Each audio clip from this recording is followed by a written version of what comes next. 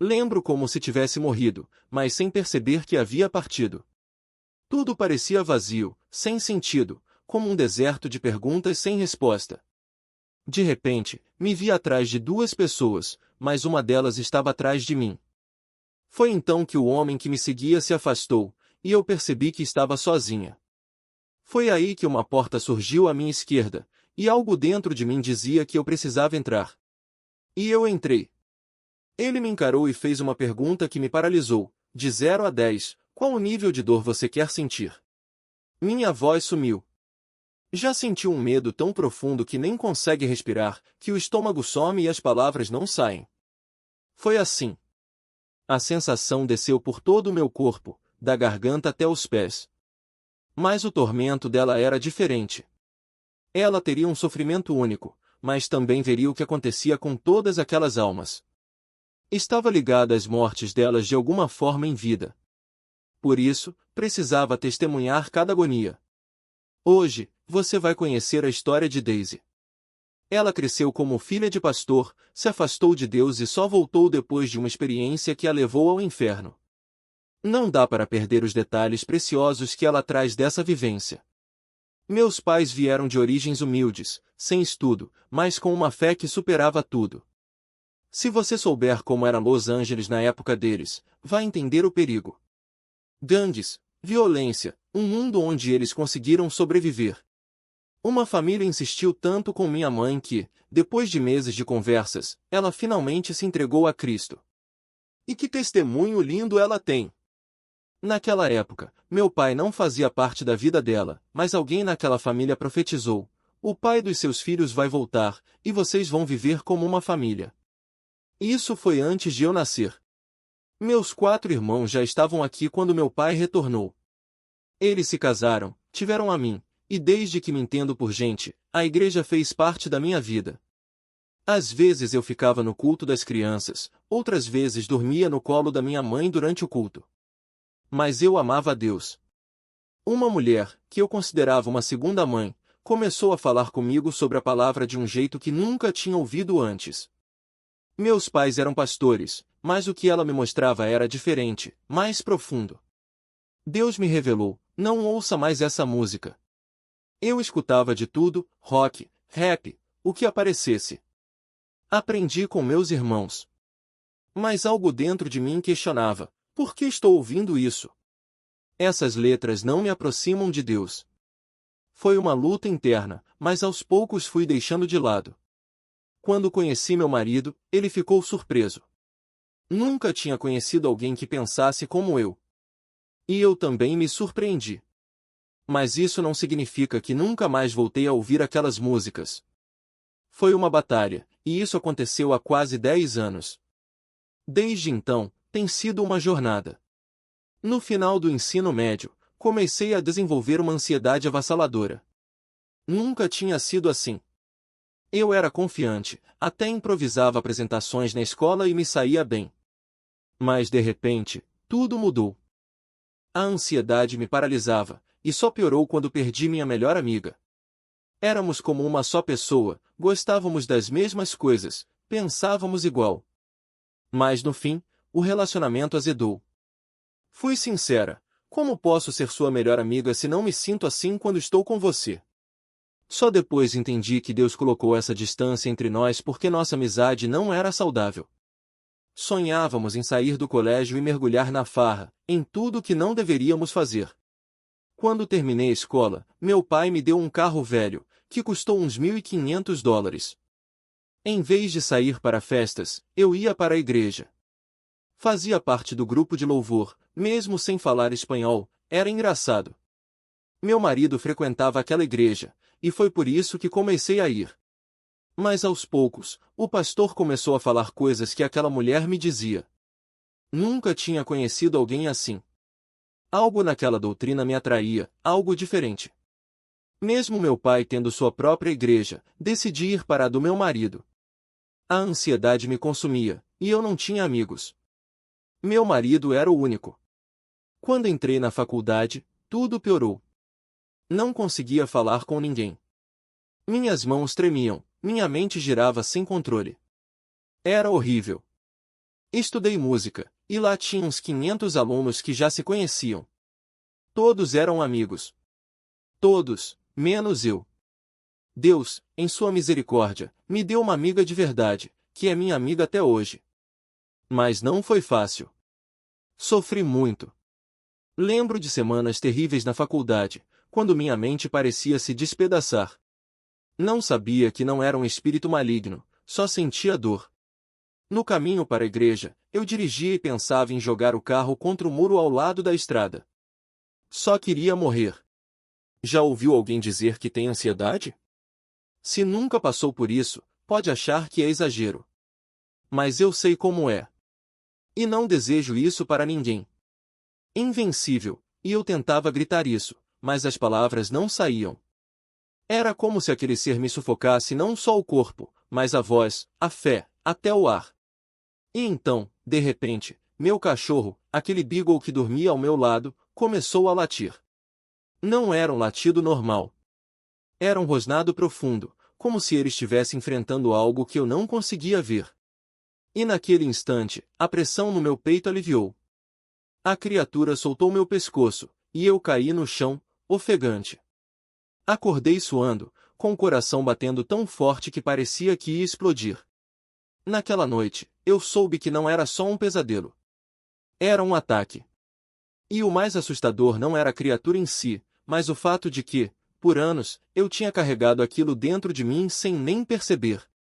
Como se uma parte da minha mente tivesse sido tomada, e eu só conseguisse enxergar a escuridão.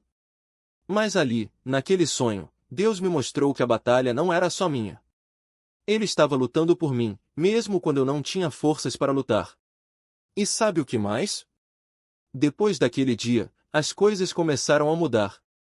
Não foi da noite para o dia, mas foi como se uma névoa começasse a se dissipar. Eu ainda tinha crises, ainda acordava com o coração acelerado, ainda sentia aquele peso no peito. Mas agora eu sabia que não estava sozinha. E mais importante, eu sabia que não precisava ter medo. Porque se Deus estava comigo, quem poderia estar contra mim? Lembro de uma vez, no trabalho, quando um colega veio me perguntar sobre um problema pessoal. Ele estava tão abalado que mal conseguia falar. E eu, que antes tremia só de pensar em conversar com alguém, olhei nos olhos dele e disse: "Vamos orar agora." Não foi uma frase ensaiada. Foi algo que saiu de mim, como se outra pessoa estivesse falando através de mim. E quando terminei, ele estava chorando.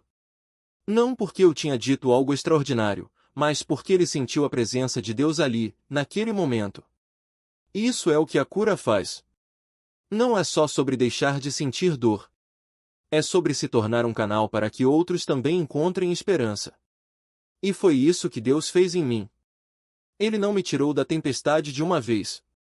Ele me ensinou a dançar na chuva. E hoje, quando olho para trás, vejo que cada lágrima, cada noite sem dormir, cada pensamento de desespero valeu a pena. Porque no final, o que eu ganhei não foi só a liberdade da ansiedade. Ganhei uma fé que não se abala, uma confiança que não se quebra e um propósito que não se apaga. Se você está passando por algo parecido, não desista. Não é fraqueza pedir ajuda. Não é vergonha admitir que precisa de cura.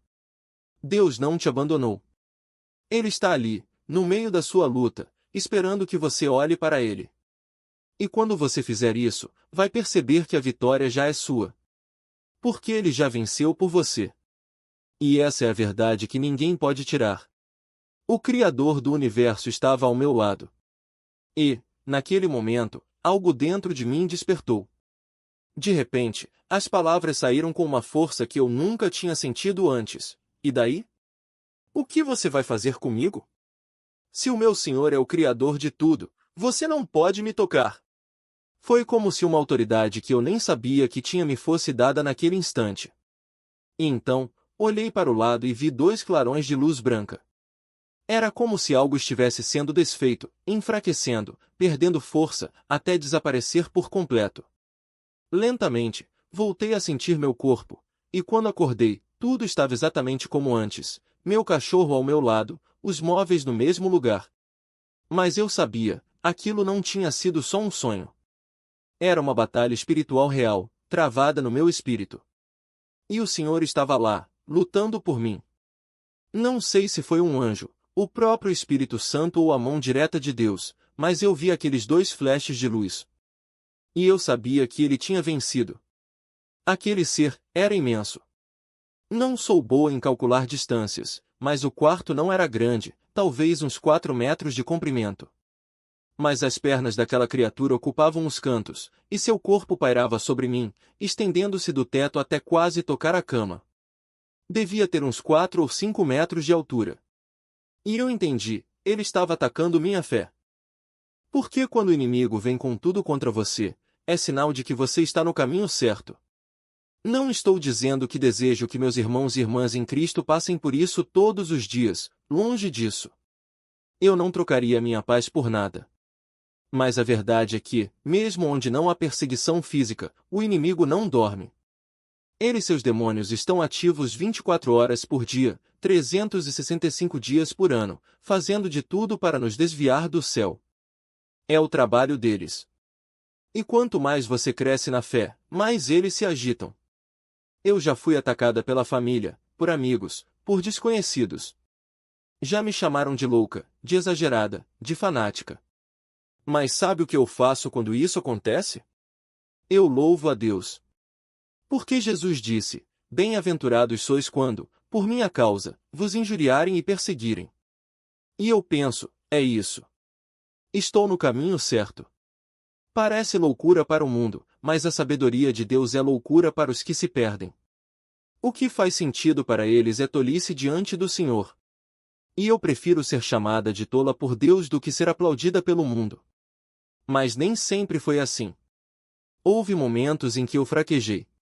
Não vou mentir, houve 2 fases em que minha fé estava forte, uma durou uns 2 anos e meio, a outra, cerca de 1 ano. Mas entre elas, eu caí. Eu quis experimentar o mundo.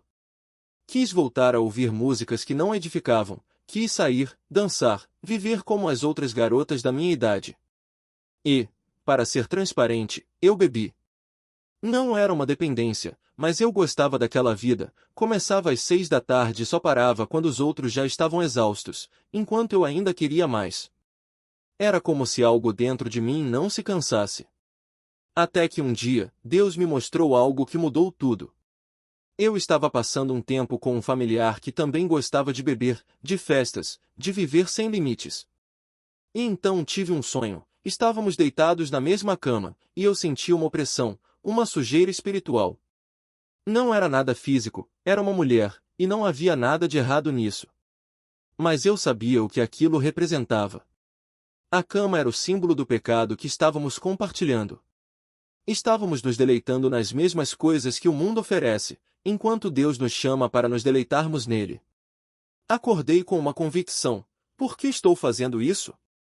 Eu não sou como eles. Eu sou chamada para ser diferente. E naquele momento, decidi: não vou mais beber. Não vou mais me envolver com aquilo.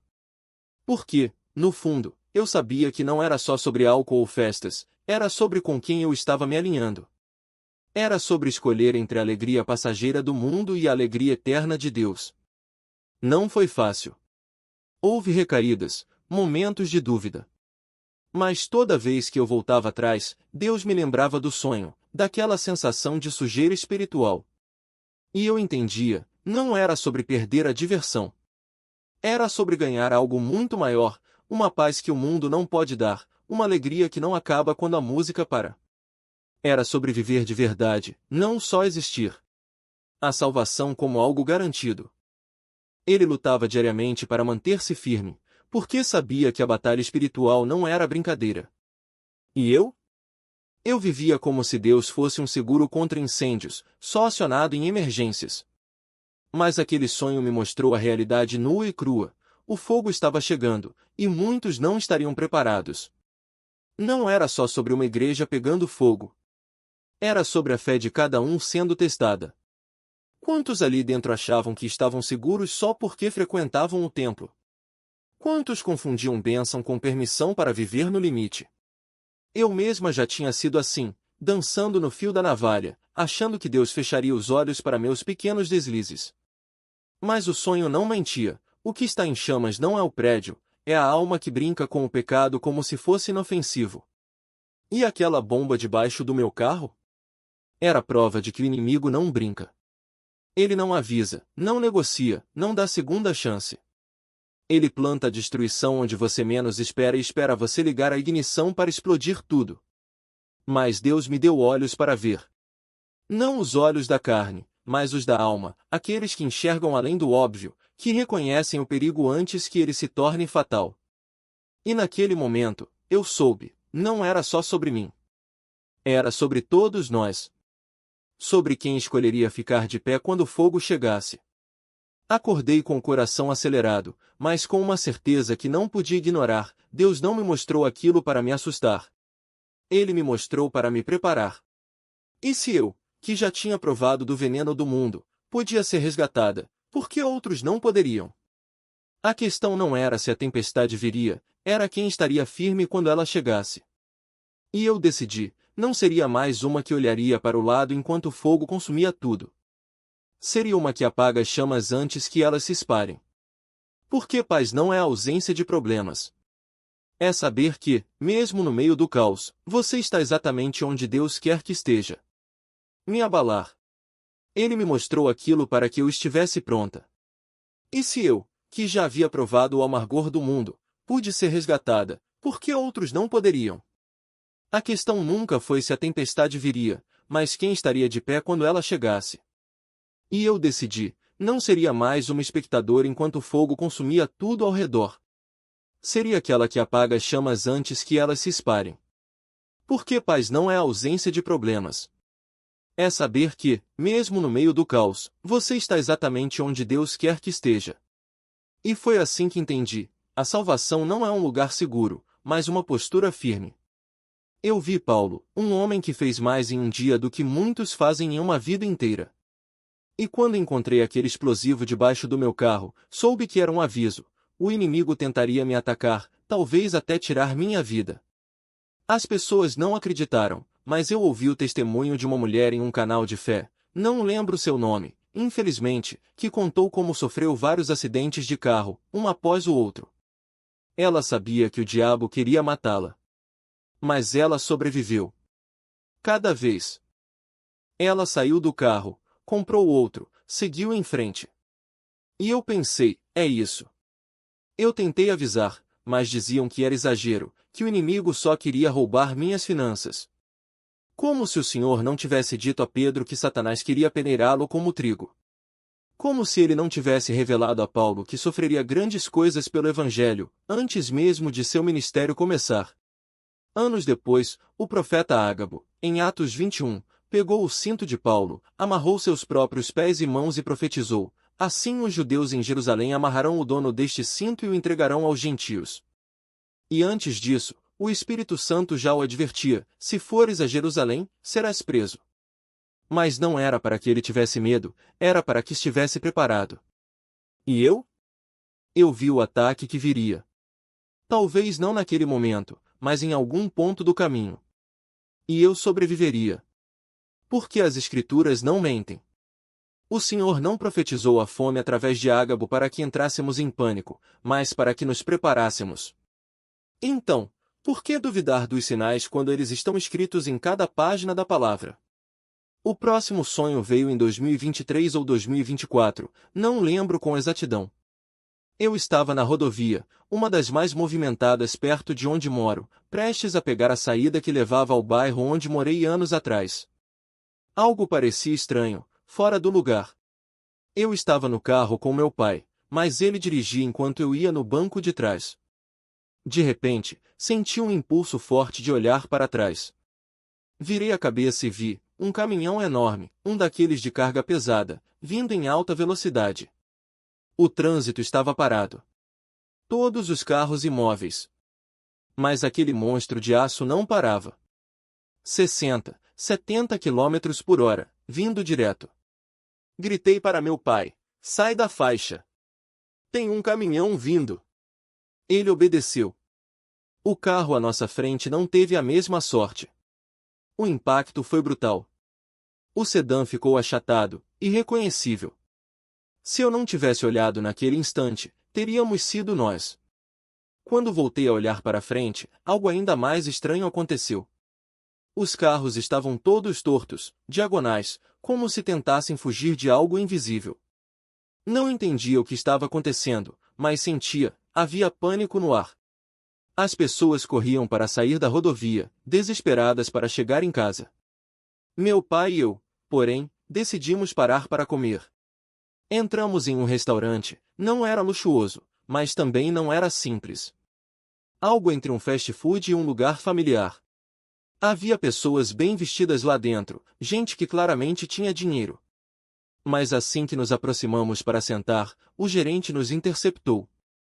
Vocês não podem comer aqui, disse, firme. Como assim? Retrucamos. Temos dinheiro. Vamos pagar. Ele não cedeu. Não podem. Saiam. Meu pai e eu temos um temperamento forte, daqueles que não recuam fácil. Começamos a discutir, a insistir. Nosso dinheiro é tão bom quanto o de qualquer um. Mas o homem não arredou o pé. Vocês não entendem. Não podem ficar aqui. Não tivemos escolha. Saímos. Lá fora, o caos era total. Pessoas corriam, gritavam. Não vi detalhes, mas senti, algo terrível estava acontecendo. Crimes aconteciam a cada esquina.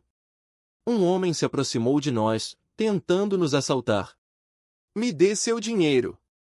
Mas meu pai, alto, de presença imponente, daqueles que ninguém ousa desafiar, o encarou com um olhar que fez o sujeito recuar. Entramos no carro. Por algum motivo, meu pai precisou abrir o porta-malas.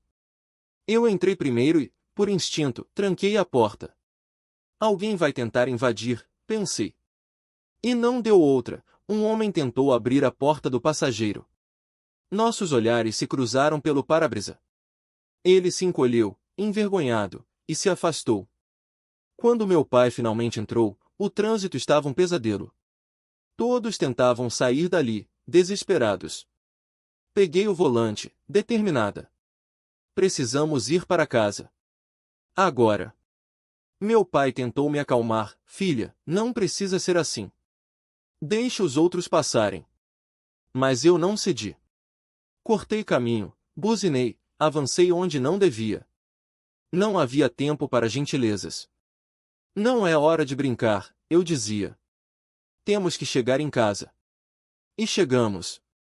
Estacionamos, e meu pai, aliviado, me olhou e disse, fico feliz que você tenha sido assim. Que tenha nos tirado daqui com essa urgência. E então acordei. O sonho me deixou inquieta. Não era apenas um pesadelo. Era um aviso. Uma preparação. Porque, no fim, não importa o tamanho da tempestade, importa quem está pronto para enfrentá-la. E eu decidi, estaria. Estava apenas existindo. Não vivia de verdade. Estava no meio daquilo que acabei de contar, mas não entendia o sonho na época. Com o tempo, a mensagem ficou clara, algo viria para a América. Algo que faria as pessoas entrarem em pânico, correrem para casa, trancarem as portas. Não sabíamos o que seria, mas sabíamos que viria. Lembro-me de um dia, no restaurante, quando meu pai e eu tentamos pagar a conta. Tínhamos dinheiro, não vou mentir, ganhávamos bem, mas, de repente, ele não valia mais nada. Foi estranho. Algo estava errado com o dólar americano. Algo que o tornaria inútil. E quando isso acontecesse, as pessoas entrariam em desespero. O crime se espalharia como fogo. Foi isso que o sonho me mostrou. Mas o que, exatamente, atingiria a América? Ainda não sabia.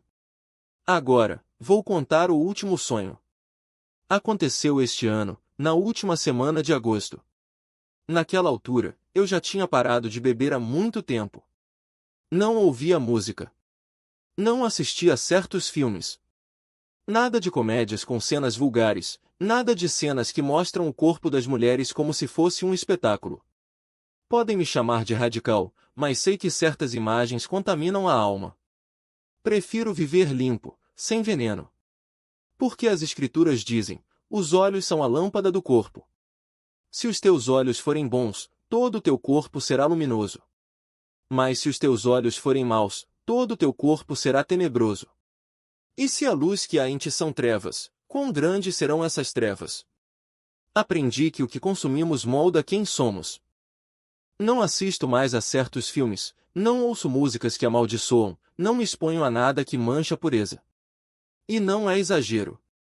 Quando eu era criança, meus irmãos ouviam músicas vulgares na minha frente, só para me ver reagir. Eles riam.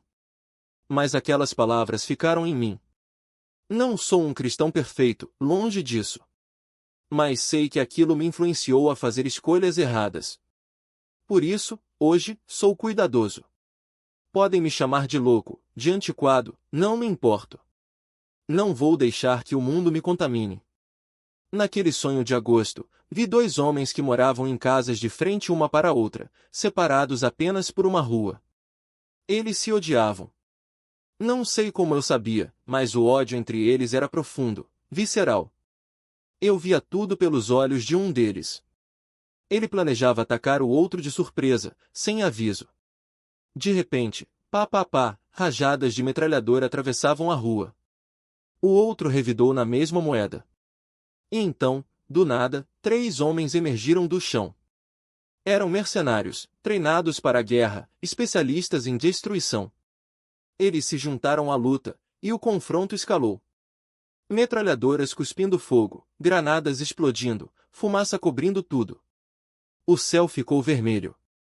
Mísseis cruzavam o ar, voando de um lado para o outro. Em um momento, um deles parou no ar, girando, como se quisesse que eu visse. Era um míssil. Depois, seguiu seu curso e atingiu o alvo. Então, vi um avião caindo do céu.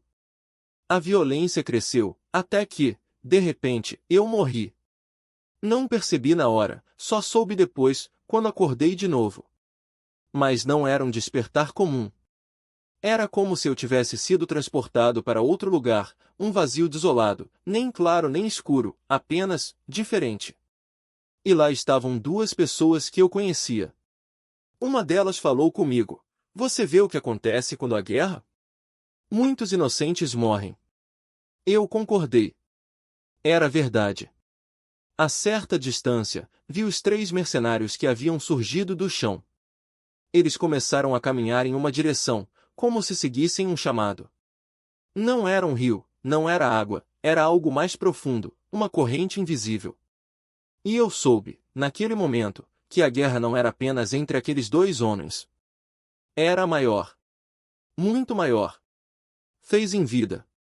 Cada moeda que ganhou, cada decisão que tomou, cada vez que pisou em alguém para subir, agora se transformava em um espelho quebrado diante dela. E naquele vidro, ela não via apenas o próprio reflexo distorcido, via cada alma que ajudou a destruir. A caixa de vidro não era um privilégio. Era uma jaula. Uma vitrine onde sua arrogância seria exposta, repetidamente, como um filme sem fim. Os demônios riam, mas não era um riso de diversão. Era o riso de quem conhece o peso de cada escolha, o eco de cada mentira que ela contou a si mesma para justificar suas ações. Eu mereço isso, ela deve ter pensado no início. Eu fiz tudo certo. Até que o primeiro grito ecoou do teatro abaixo. Não era um grito qualquer. Era o som de alguém sendo rasgado por dentro, como se cada nervo fosse puxado por ganchos invisíveis. Ela se encolheu, as mãos pressionadas contra o vidro, os dedos deixando marcas úmidas de suor, ou seriam lágrimas. Enquanto tentava não olhar. Mas não havia escapatória. Os olhos eram puxados para baixo, como se uma força invisível a obrigasse a testemunhar. E ela viu. Viu o homem que demitiu sem aviso, deixando-o na rua com 3 filhos pequenos. Viu a mulher que chantageou para conseguir um contrato, sabendo que aquilo a levaria à falência. Viu o jovem que humilhou em público, apenas para se sentir superior. Todos eles estavam lá, no teatro, revivendo cada dor que ela ajudou a infligir. E o pior? Eles não a odiavam. Apenas a olhavam, com uma tristeza tão profunda que era insuportável. Ela tentou desviar o rosto, mas o vidro se tornou um espelho novamente. E desta vez, não era mais ela quem olhava de volta. Era cada uma daquelas vítimas, multiplicadas, repetidas, como se seu próprio rosto tivesse se fragmentado em 1000 pedaços de culpa. Por que eu não ajudei? Ela pensou. Por que escolhi o dinheiro em vez deles? Mas as perguntas já não importavam. O que importava era que, agora, ela entendia. Os demônios pararam de rir. Um deles, o que estava sentado nas escadas, se levantou devagar, como se saboreasse o momento. Ele se aproximou da caixa de vidro e bateu com os nós dos dedos no vidro, produzindo um som oco, como um tambor anunciando uma sentença. Agora você entende, ele disse, a voz suave, quase gentil. Mas entender não muda nada. Você já escolheu. E aqui, as escolhas têm consequências eternas. Ela caiu de joelhos, as mãos cobrindo o rosto, mas o vidro não a deixava se esconder. O teatro abaixo continuava seu espetáculo de horror, e ela sabia que nunca mais pararia. Cada grito, cada soluço, cada momento de desespero alheio seria seu também. Não porque fosse punida por eles, mas porque, no fundo, ela sempre soube. Sempre soube que suas ações tinham peso. Sempre soube que, um dia, teria que encarar o que fez. E então, como se o próprio ar tivesse se tornado pesado, a cena se dissolveu. Não houve transição, não houve aviso. Apenas um vazio súbito, como se alguém tivesse desligado o mundo. E quando meus olhos se abriram novamente, eu estava em outro lugar. Não era mais um teatro, não era mais uma caixa de vidro. Era um corredor. Um corredor infinito, com portas de ambos os lados, cada uma delas diferente. Algumas eram de madeira velha, outras de metal enferrujado, outras ainda pareciam feitas de carne viva, pulsando levemente, como se respirassem. E eu soube, sem que ninguém precisasse me dizer, que cada porta escondia uma história. Uma escolha. Um destino. E que, em algum lugar ali, estava a minha mãe? Quem são meus irmãos? E então, apontando para os discípulos, ele disse, aqui estão minha mãe e meus irmãos. Porque todo aquele que faz a vontade de meu Pai que está nos céus, esse é meu irmão, minha irmã e minha mãe. E ali, naquele corredor infinito, eu entendi. Cada porta não era apenas uma escolha, era um teste. Um teste de quem eu realmente era. Se eu abriria a porta certa, se seguiria a voz que me chamava, ou se me perderia nas sombras do que parecia fácil, do que parecia seguro. Porque o inimigo não vem com um exército de demônios gritando. Ele vem com a voz da dúvida, do cansaço, da justificativa. Só hoje não vou orar. Só hoje não vou ler a palavra. Só hoje vou ceder a esse pensamento, a essa raiva, a essa mágoa. E de repente, você olha para trás e percebe que não foi só um dia. Foram anos. Aquela mulher que me perseguia no sonho não era apenas uma pessoa. Ela era a personificação de tudo que eu havia ignorado, de todas as vezes em que fechei os olhos para o mal porque era mais cômodo. E quando ela apareceu à frente daquela van, cercada por aqueles homens de túnicas sujas, eu soube que não era um pesadelo qualquer. Era um aviso. Um espelho. Porque o inferno não é só fogo e enxofre e é a consequência de uma vida vivida sem arrependimento, sem rendição. É ver, em primeira mão, o peso de cada decisão, de cada palavra dita ou calada, de cada oportunidade desperdiçada. E os países? Ah, os países! O homem que foi atacado de surpresa não era um homem. Era uma nação. E a resposta dele? Foi a guerra. Mas as três figuras que emergiram da terra, elas não vieram para ajudar. Vieram para se aproveitar. Porque no meio do caos, sempre há quem lucra com a dor dos outros. E as pessoas no avião? Elas não estavam lá por acaso. Elas representavam aqueles que, mesmo vendo os sinais, escolheram ignorar. Deus? Talvez depois. O céu? Não agora. E depois, bem, depois não há mais tempo. Eu vi os níveis de tormento. Vi aqueles que sofreram menos porque, apesar de tudo, ainda havia uma centelha de humanidade neles. Mas vi também aqueles que foram consumidos por sua própria maldade, os traficantes, os corruptos, os que usaram o poder para esmagar os fracos. E o mais assustador? Eles não estavam lá por acaso. Eles estavam lá porque escolheram. Dia após dia, escolha após escolha, até que o inferno não foi mais uma ameaça distante, mas o único lugar que restava. E então eu acordei. Ou será que não? Porque às vezes eu me pergunto se ainda estou naquele corredor. Se cada decisão que tomo é uma porta que se abre ou se fecha para sempre. Se cada sim ou não a Deus é um passo em direção à luz ou um mergulho nas trevas. Porque a verdade é esta: o inferno não é só um lugar para onde você vai depois de morrer. É um estado de alma que você pode habitar agora mesmo, se escolher viver longe da presença de Deus. Mas há uma boa notícia. Uma porta diferente. Uma que não leva ao tormento, mas à redenção. E ela está aberta. Sempre esteve. Basta escolher entrar. Espírito. Porque não é força humana que nos faz ficar firmes quando o mundo se levanta contra nós.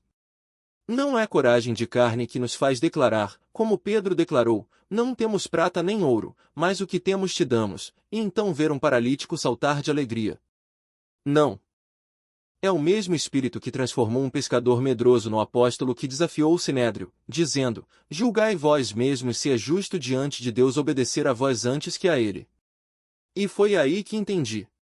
O fogo que consumiu aquela igreja no meu sonho não era apenas destruição. Era purificação. Era o mesmo fogo que queimou as impurezas de Pedro, que o fez levantar-se diante dos seus acusadores e dizer: não podemos deixar de falar do que temos visto e ouvido. Porque, no fim, o que nos salva não é a nossa perfeição, mas a disposição de sermos moldados. O que nos preserva não é a ausência de fraqueza, mas a decisão de nos levantarmos depois de cada queda. Eu vivia como se o tempo fosse um rio infinito, sempre acreditando que haveria um amanhã para me arrepender, um depois para me consagrar. Mas Deus não nos chama para o amanhã. Ele nos chama para o agora. Para o instante em que a palavra se torna viva, em que Isaías deixa de ser um livro de profecias distantes e se revela como uma carta de amor escrita para você.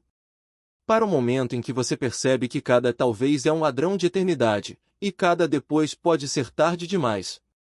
E não é só sobre mim. É sobre você que está lendo isto e pensando: eu ainda tenho tempo. É sobre o irmão que se contenta com migalhas de fé, achando que um culto esporádico é suficiente. É sobre a irmã que se esconde atrás de desculpas: eu não entendo a Bíblia, eu não tenho dom, Deus sabe que eu tento, enquanto o mundo ao redor desmorona. Mas Deus não pede desculpas. Ele pede rendição.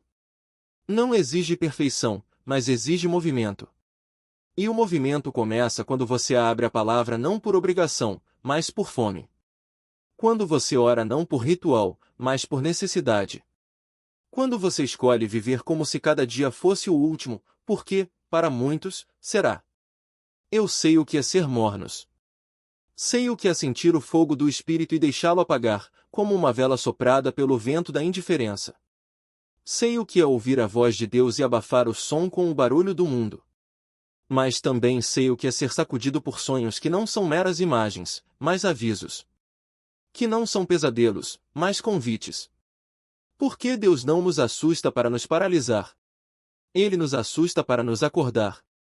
E se você está lendo isto e algo dentro de você está dizendo: isso é para mim, então não ignore. Não adie.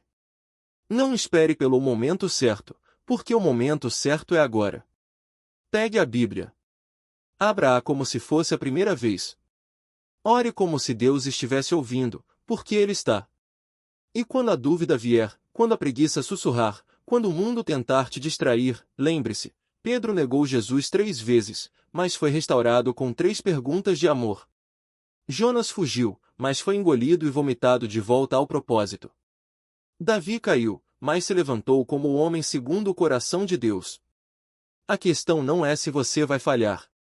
A questão é se você vai permanecer no chão. Por que Deus não está procurando gigantes? Ele está procurando os que se dispõem a ser usados. E a porta ainda está aberta. A luz ainda brilha. A escolha ainda é sua. Mas não espere que o fogo venha para decidir se quer ser purificado. Porque, no fim, o inferno não é só um lugar. É a consequência de viver uma vida inteira dizendo depois para Deus: e o céu? O céu começa quando você diz agora. Do coração de Deus. A pergunta não é se o inimigo vai te lançar na prisão por 10 dias. A pergunta é, quando ele fizer isso, você vai permanecer fiel até a morte. Porque a fidelidade não se mede nos dias de paz, mas nas horas de escuridão. E dentro de mim, quando orei sobre isso, vi com clareza, imaginei-me diante da própria cruz, sentindo o peso do martírio. No início, o medo tentou me paralisar, afinal, quem não tremeria? Mas então clamei, Senhor, eu quero o que Pedro teve. Quero a coragem que não recua, mesmo quando a espada está sobre o pescoço. E ouvi histórias. Histórias de irmãos em terras distantes, onde a morte não chega rápido, mas devagar, com uma faca pequena, cortando a carne aos poucos. Onde o inimigo oferece uma saída, renuncia a Cristo, e viverá. Mas eles não renunciaram. Em vez disso, começaram a cantar, a adorar, a transformar o lugar de dor em um altar. E quando as câmeras registraram suas famílias sendo entrevistadas depois, as crianças não choravam. Diziam, estamos orgulhosos. Nosso pai não negou o nome. Foi aí que entendi, nem todos suportarão. Isaías fala daqueles que não foram firmes em sua fé, e, se não forem firmes ali, não o serão em lugar nenhum. Ele fala do remanescente. Daquele punhado de pessoas que suspiram diante das abominações do mundo, que veem Sodoma e Gomorra se repetindo diante de seus olhos, e ainda assim, não se contaminam. Como Ló, que recusou até mesmo o pão dos ímpios, porque sabia que o menor compromisso é a porta para a queda. Não, não fiquem aqui. Esses homens não são dignos de confiança. Ele insistiu, mesmo quando o perigo já batia a porta. E é por isso que precisamos estar vestidos com o poder do alto. Não com uma capa de tecido, mas com a armadura que vem do Espírito. Porque o que está por vir exigirá mais do que boas intenções. Exigirá óleo na lâmpada. As 10 virgens tinham todas a mesma lâmpada, mas apenas 5 tinham óleo suficiente. Todas conheciam a verdade, todas esperavam um noivo, mas só metade estava pronta. E você? Tem óleo suficiente para meia-noite? Ou vai correr atrás quando já for tarde demais? Este é um tempo profético. Uma janela que se fecha devagar, mas se fecha. E o que você fará com ela? Daisy, sua voz hoje não é apenas um testemunho, é um chamado. Um alerta de que o tempo está próximo. E eu sinto isso no meu espírito, estamos na iminência. Não é uma sensação vaga, é uma certeza que queima como fogo. Há uma urgência no ar, e cada segundo conta. Por isso, oro, que você não apenas ouça, mas obedeça. Que não apenas concorde, mas se levante. Porque Deus não está procurando heróis. Está procurando vasos disponíveis. Pessoas comuns, como eu, como você, que digam, aqui estou, Senhor. Usa-me, mesmo que custe tudo. E quando ele usar, as coisas acontecerão. De repente, os coxos andarão. De repente, os cegos verão. De repente, os demônios tremerão diante do nome que você carrega. Porque Jesus disse, maiores obras do que estas fareis. Não é promessa para um futuro distante. É ordem para hoje. Para agora. Para quem está disposto a crer que o mesmo poder que ressuscitou Cristo dos mortos habita em você. Então, levante-se. Vista-se. Encha-se. Porque o mundo não precisa de mais religião, precisa de uma igreja que opere no sobrenatural. Que pregue com sinais, que ore com autoridade, que viva como se o reino já tivesse chegado, porque ele chegou. E para aqueles que estão presos, seja pela ansiedade, pela dependência, pelos pecados que sufocam, eu declaro liberdade. Em nome de Jesus, as cadeias se quebram. O espírito de medo é expulso. O vício perde o poder. Porque o sangue de Cristo não apenas perdoa, ele liberta. E se você está cansado de lutar sozinho, hoje é o dia. Hoje é a hora. Não espere mais um segundo. Que esta palavra seja semente. Que ela caia em solo fértil e produza frutos de arrependimento, de poder, de transformação. Que cada um que ouve saia daqui diferente. Que as portas do inferno não prevaleçam contra nós. E que, quando a história for contada, digam, eles não recuaram. Eles não se renderam. Eles foram o remanescente. Em nome de Jesus, amém.